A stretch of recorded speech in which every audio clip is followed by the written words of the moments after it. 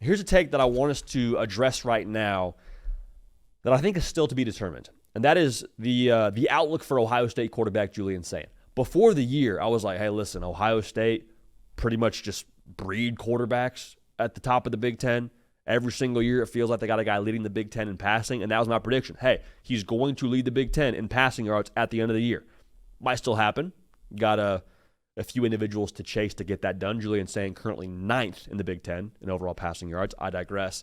But if you have a definitive take on Julian Sayin right now, I'm not saying you're right or wrong for that being the case. Like, we'll see. But that's kind of the case. We'll see.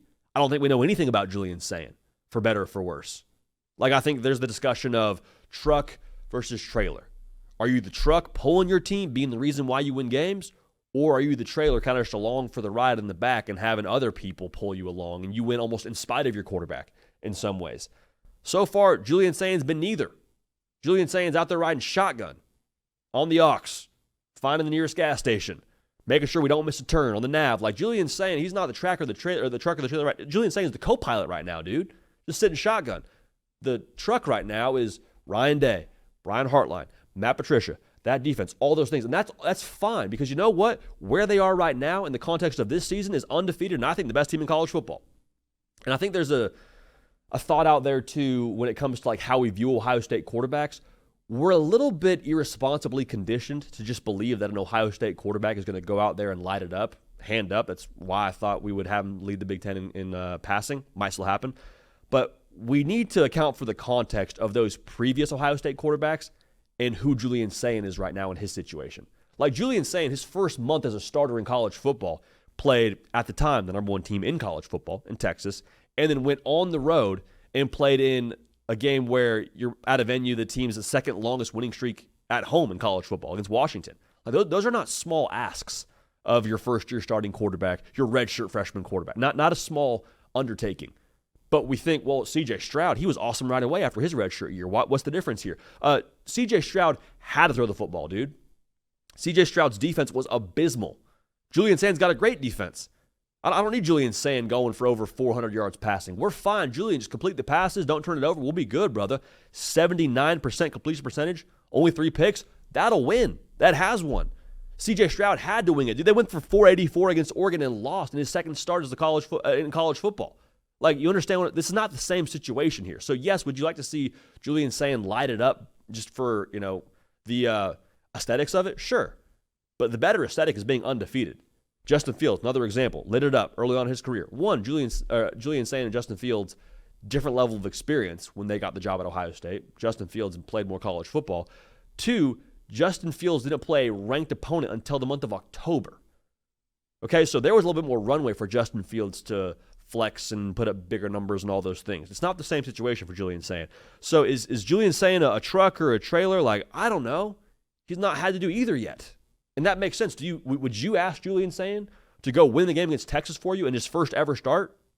Doesn't make sense to me. I wouldn't ask that when I have that defense. It's a disservice to the defense. Now, hear me clearly.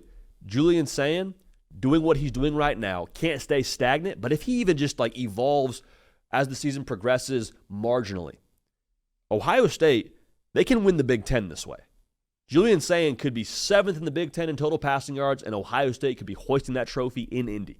Why? Because the defense, because the running game, because the skill players, I'm assuming at that point you would get them the football enough to matter and be a difference for you in certain games. And also, say the quiet part out loud here, I like this style of ball for Ohio State better when they match up against Michigan. Game control, be efficient, don't beat yourself. Ohio State kind of beat themselves a year ago against Michigan, right? And it was very eerily similar to the games that you've won to this point in the year over Texas and over Washington. Low scoring, game control, win the middle eight, kind of more of a feel thing than a scoreboard thing when it comes to who's winning that game. Bunch of missed field goals. They weren't efficient. Lose that football game. I think that this brand of ball they're playing right now sets you up better for success against Michigan. Now, will you beat them? I don't know.